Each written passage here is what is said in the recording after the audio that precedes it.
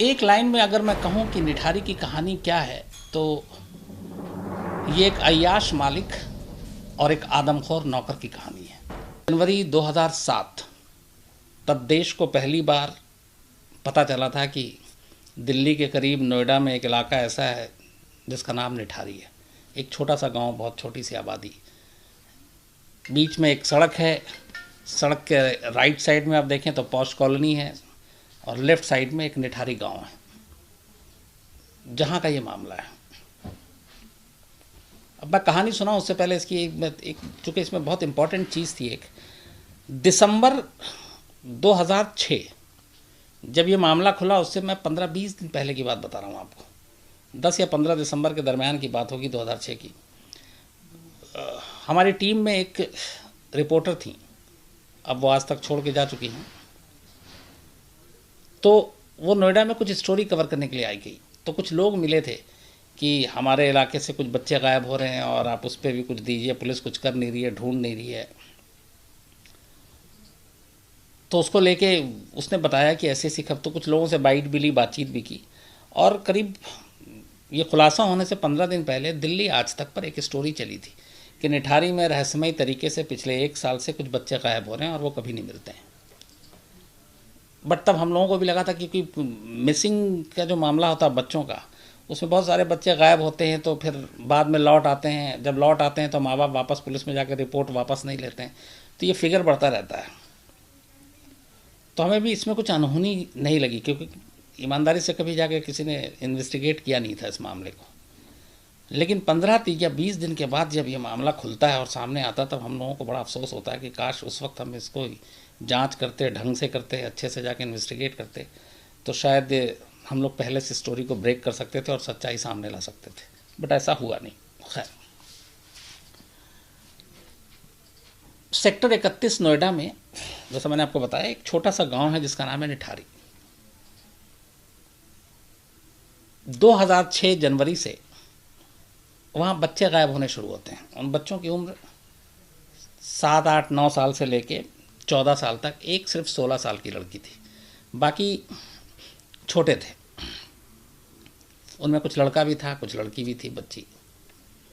तो ये दिसंबर तक गायब होने का सिलसिला चलता रहता है और जनवरी से शुरू होता है, 2006 से।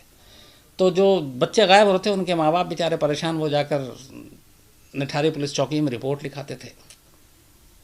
पुलिस उनकी रिपोर्ट लिखती थी, फिर पुलिस कहती थी कि चूँकि उस जो सारे बच्चे थे वो सारे ज़्यादातर गरीब घर के बच्चे थे, जिनके माँ बाप या तो किसी के घर में काम करते थे, या कोई ऑटो ड्राइवर था, या कोई छोटी मोटी नौकरी करता था, या मजदूरी करते थे, ऐसे लोग थे। तो पुलिस ने भी इसको सीरियसली नहीं लिया और पुलिस को ये लगता था कि ये कहीं भाग गए होंगे या फिर गुम हो गए होंगे, या चले आएंगे। तो ये मामला चलता रहा और तादाद मिसिंग बच्चे की बढ़ती रही। करीब मई आते आते 10-12 ऐसे बच्चे गायब हो चुके थे। जनवरी से शुरू होता और मई आते आते दिसंबर से पहले की बात है, 2006 की बात कर रहा हूँ। तभी 7 मई को एक पायल नाम की लड़की अचानक गायब हो जाती है नोएडा में। और ये सबसे थोड़ी सी बड़ी थी, इसकी उम्र होगी करीब 15 साल, 14-15 साल। तो पायल नाम की ये लड़की जब गायब हो जाती है, तो उसके फादर जो हैं नंदलाल, वो पुलिस में रिपोर्ट लिखाने जाते हैं। तो पुलिस के पास भी ऐसे पहले कहानी थी बच्चों को, उसको लगा कि यही है। पायल चूँकि थोड़ी बड़ी थी, तो पुलिस अपना इन्वेस्टिगेट करके उसके बाद टरकाती रहती है, टालती रहती है नंदलाल को। फिर नंदलाल जब ज़्यादा प्रेशर डालता है तो कहते हैं कि तुम्हारी बेटी अपने किसी दोस्त के साथ भाग गई होगी, लौट आएगी। तो वो उस तरीके से उसको समझाते रहते हैं, टालते रहते हैं। पर नंदलाल बाकी बच्चों के माँ बाप की तरह खामोश नहीं रहता। वो जब पुलिस उसकी नहीं सुनती है तो वो एक वकील करता है और कोर्ट में जाके कह देता है कि मेरी बच्ची गायब है और पुलिस रिपोर्ट नहीं लिख रही, उसको ढूंढ नहीं रही है। तो ये सेशन कोर्ट में जब उसने रिट दाखिल की, तो सेशन कोर्ट इसको बहुत सीरियसली लेता है और उसके बाद उसने अपनी रिपोर्ट में ये भी लिखाया था कि कई और बच्चे गायब हैं, उनको भी पुलिस ने आज तक नहीं ढूंढा, पुलिस लापरवाही कर रही है। तब कोर्ट का ऑर्डर आता है कि आप इसकी एफआईआर दर्ज कीजिए। अब एफआईआर दर्ज कीजिए तो किसके खिलाफ कीजिए, कैसे कीजिए? तो नंदलाल यहाँ से उनको प्रूफ देना शुरू करता है। अब नंदलाल जो कहानी बताता है वो ये थी कि 7 मई 2006 को पायल रिक्शा पकड़ती है अपने घर से और वो निठारी के सेक्टर 31 में जो गांव है D5 नंबर कोठी के पास तक जाती है। रिक्शा D5 पे रुकता है। पायल कहती है कि आप रिक्शा वाले को 2 मिनट रुको, मैं अभी कोठी के अंदर से आके पैसे देती हूँ। वो कोठी के अंदर चली जाती है। रिक्शा वाला बाहर खड़ा हुआ है। जाहिर सी बात है, रिक्शा वाले को पैसा मिला नहीं, वो भागेगा भी नहीं, वो इंतज़ार कर रहा है। 5 मिनट, 10 मिनट, 15 मिनट गुजर जाता है, वो आती नहीं है। तो फिर 15 मिनट के बाद रिक्शा वाला D5 कोठी नंबर उसकी घंटी बजाता है। तो अंदर से एक शख्स आता है और वो कहता है कि रिक्शा वाला बताता है कि ऐसे से कि यहाँ पे लड़की आई, मैंने उसको छोड़ा, वो अंदर गई है, वो बोली पैसे ला कर दे रहे हैं, वो अभी तक आई नहीं है। तो वो कहता है कि नहीं, यहाँ तो कोई आया नहीं, और जो आई थी वो तो बहुत पहले चली गई।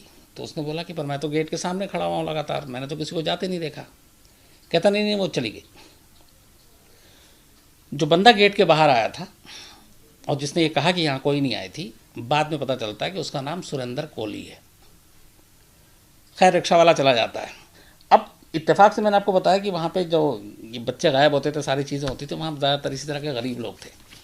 तो नंदलाल अपनी बेटी को ढूंढते हुए जो पुलिस का काम करना था वो खुद करता है। वो तमाम तफ्तीश करता है, इन्वेस्टिगेशन करता है, पूछता है लोगों से। तो उसे पता चलता है कि पायल रिक्शे से गई थी। वो उस रिक्शे वाले को ढूंढ लेता है और रिक्शे वाले से पूछता है कि तुमने पायल को कहाँ छोड़ा। तो वो रिक्शा वाला बता देता है कि मैंने इस कोठी पे छोड़ा है, और वो अंदर से बाहर ही नहीं आई। ये सारी चीज़ें वो अपने कंप्लेंट में लिख के देता है। ये बाकायदा पुलिस को, नोएडा पुलिस को 7 मई को जब पायल गायब हुई, उसने अगले दिन ये कंप्लेंट पुलिस में दी और उसने शक जताया कि इस कोठी में कोई ना कोई राज ज़रूर छुपा है, लेकिन पुलिस ने सुना नहीं। तो वही सारी चीज़ें कोर्ट में दे देता है। कोर्ट, उसके बाद कोर्ट का ऑर्डर आता है कि आप भैया FIR दर्ज कीजिए। अब कोर्ट का जब आदेश आता है FIR दर्ज करने, तो पुलिस की मजबूरी FIR दर्ज कर लेती है। अब उस FIR में जब दर्ज किया तो आपको जाहिर सी बात है कि FIR आप दर्ज करोगे तो नामजद करोगे, क्योंकि उसने ये भी बता रखा है इस कोठी का मालिक या यहाँ रहने वाले लोग इसके बारे में बता सकते हैं।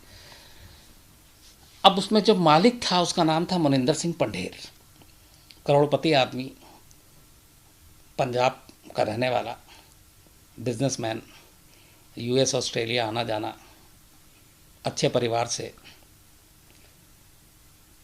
तो जब उसे पता चलता है कि कोर्ट से आया तो पुलिस में जान पहचान थी, तो इस FIR को क्वैश कराने के लिए, ख़त्म कराने के लिए वो बाकायदा इलाहाबाद हाई कोर्ट जाता, क्योंकि निचली अदालत का फैसला था FIR दर्ज करने के लिए और इन लोगों के खिलाफ।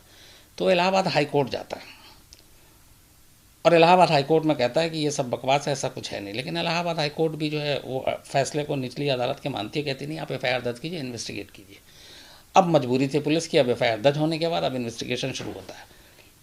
अब ये सोचिए कि इसमें लेकिन टाइम लग जाता है करीब 5-6 महीने। 7 मई को पायल गायब हुई, उसके बाद पुलिस ने दर्ज नहीं किया, फिर लोअर कोर्ट का ऑर्डर हुआ, फिर हाई कोर्ट में क्वेश करने वो चलता रहा, फिर FIR दर्ज हुआ। करते करते दिसंबर 2006 आ जाता है। अब इस दौरान पुलिस की मजबूरी थी कि जांच करे, लेकिन दोस्ती थी पंढेर के साथ नोएडा पुलिस के, जो थाना जो पड़ता था ज्यूरिसडिक्शन, तो वो उस हिसाब से काम नहीं कर रहे थे। लेकिन अब जब पुलिस ने जांच शुरू की FIR दर्ज करने के बाद, चूंकि कोर्ट को बताना भी था, कोर्ट ने यह भी कहा था कि आप स्टेटस रिपोर्ट देंगे हमें, तो उस जांच के दौरान जो बच्चे गायब हुए थे, जब ये FIR दर्ज हुआ तो नंदलाल चूंकि उसी इलाके का रहने वाला था, तो जिनके बच्चे बाकी गायब हुए थे उनको भी एक उम्मीद जगी, वो नंदलाल के पास पहुंचे। तो नंदलाल ने फिर उन सारे लोगों को बताया कि आप भी अपनी अपनी चीज़ों को दोबारा खुलवाओ। तो अब वो फिर सारे पुलिस के पास पहुँचने लगे और पुलिस के ऊपर प्रेशर डालने लगे कि हमारा बच्चा कोई 10 महीने से, कोई 11 महीने से, कोई 9 महीने से, कोई 6 महीने से, कोई 2 महीने से गायब है, आप उसको ढूंढिए। उसके बाद पुलिस ने पहली बार सीरियसली इसको जांच करना शुरू किया। जब पुलिस ने जांच की और लोगों से पूछताछ की तो एक अजीब चीज़ सामने आई।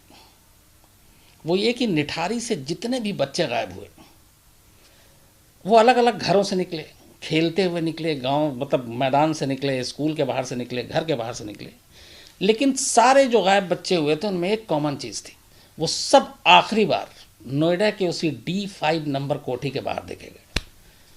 जितने विटनेस थे उन्होंने कहा आखिरी बार हमने उनको यहीं देखा, इसके बाद ना उसके आगे देखा ना उसके पीछे देखा, D5 के पास देखा। हालांकि वो जो D5 कोठी है वहाँ लाइन से तमाम कोठियाँ हैं छोटी छोटी, लेकिन ये हुआ कि D5 कोठी के बाहर ही देखा।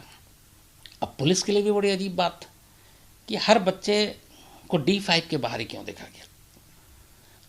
अब कुछ इसमें अच्छे अफसर भी थे, उन्होंने जांच शुरू की तो पहली चीज़ पता चली कि D5 कोठी में दो लोग रहते हैं, मुनिंदर सिंह पंढेर और उनका नौकर सुरेंद्र कोहली। करीब 2000 में ये कोठी ली थी मुनिंदर सिंह पंढेर ने। शुरू में कुछ फैमिली भी, उनकी पत्नी वत्नी साथ थी, बेटा भी आता जाता था, लेकिन बाद में वो फैमिली सब पंजाब में रहने लगी। मुनिंदर सिंह पंढेर यहाँ पे सिर्फ अकेले कभी कभी आया जाया करते थे। सुरेंद्र कोहली के बारे में पता चला कि वो 2000 में वो उत्तराखंड के अल्मोड़ा डिस्ट्रिक्ट का रहने वाला था, उसकी एक बीवी, दो बच्चे। 2000 में वो नौकरी की तलाश में दिल्ली आया और नोएडा में एक कर्नल के घर पे वो कुक बन गया, खाना बनाता, और वो खाना अच्छा बनाता था, ये लोगों ने बताया। तो उस कर्नल के घर पे वो उसने 2000 से नौकरी की और 2003 तक नौकरी की। 2003 में मुनिंदर सिंह पंढेर यहाँ पे आके रहने लगे। उस कर्नल के साथ जान पहचान थी, तो उन्हें एक भरोसेमंद नौकर चाहिए था। तो शायद उस कर्नल ने वो कहा कि ये ठीक ठाक है, भरोसे का है, तो पंढेर ने कोहली को अपने घर पे नौकर रख लिया। और फिर पंढेर की फैमिली भी है, जब तब तक जा चुकी पंजाब। अब ये कोठी जो है ये पूरी देखभाल कोहली के ज़िम्मे थी। पंढेर कभी कभी महीने, कभी 2 महीने में, कभी 15 दिन में नोएडा आते और इस कोठी पे रहता। अब पंढेर इस कोठी में क्यों आके रहते थे? जब पूरी जांच हुई तो पता चला कि पंढेर यहाँ पे सिर्फ अय्याशी करने के लिए आते थे इस कोठी में।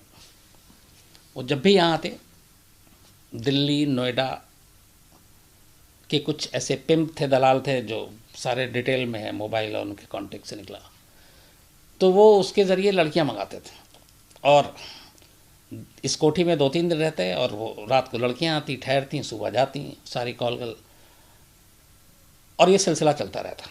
तो 2003 से सुरेंद्र कोहली ने ये लगातार देखना शुरू किया। अब 2006 में ये बच्चे गायब होने लगे। तो जब पुलिस को पहला क्लू मिला कि सारे बच्चे D5 के पास ही आके आखिरी बार देखे गए थे, तो 30 दिसंबर और 31 दिसंबर के बीच नोएडा पुलिस ने पहली बार तमाम दबाव के बावजूद D5 में जाने का फैसला किया।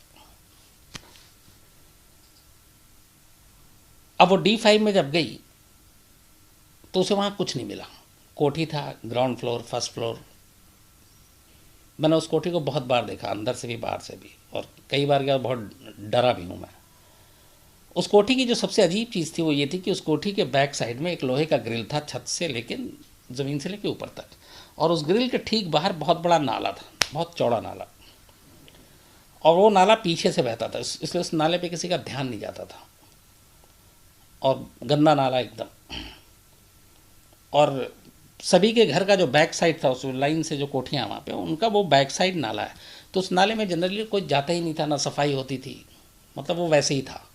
बारिश के पानी से नाला साफ़ हो गया तो हो गया, नहीं तो ऐसे ही चल रहा है। तो जब पुलिस पहुंची तो वहाँ पे उसे कुछ ऐसी चीज़ दिखाई नहीं दी। उसने सारा चीज़ किया, उसके पुलिस लौट आई। लेकिन जब पुलिस वहाँ पे गई तो जाहिर सी बात, बहुत सारे पुलिस वाले थे, तो लोगों में थोड़ी सुगबुगाहट हुई कि कुछ है, D5 में है तो D5 में कुछ होगा, लेकिन मिल कुछ नहीं रहा था। तभी इत्तेफाक से इस पुलिस के आने से कुछ लोगों का हौसला बढ़ा और वो घर के पीछे देखने लगे तो उस नाले को देखा गया। एक शख्स ने अपना दिमाग चलाया, वो पीछे की तरफ गया, उसने नाले को देखना शुरू किया, और D5 का जो ठीक बैक का हिस्सा है, जो उसके ठीक पीछे नाला पड़ता है, मान लीजिए अगर यहाँ से लेकर यहाँ तक कोठी है तो मेरे ठीक पीछे जो नाले का हिस्सा मेरे कोठी के पीछे का है, उसने ध्यान दिया कि उस नाले में बहुत सारे पॉलीथीन के बैग गिरे हुए हैं, छोटे छोटे, कोई इतना ज़्यादा, बहुत बड़ा कोई नहीं था। तो उसे अजीब लगा, तो उसने 1-2 लोगों को बताया, एक पुलिस वाले को बताया, जो बीट अफसर हुआ करता था उसके साथ का था, जो अक्सर आता। तो पुलिस वाले ने हाथ नहीं लगाया, उसने को कहा कि अच्छा निकाल के दिखा। तो एक डंडा और वो मंगाया गया, एक पॉलीथीन को बाहर निकाला गया। ये बात है 31 दिसंबर 2006 की। तो जब उसको निकाला गया बाहर तो उसमें इंसानी जिस्म के टुकड़े थे। जो पहली पॉलीथीन निकली थी उसमें पैर का जो नीचे का होता है अंगूठा और ये घुटने से नीचे का वो था, वो देख के लग रहा था किसी बच्चे का।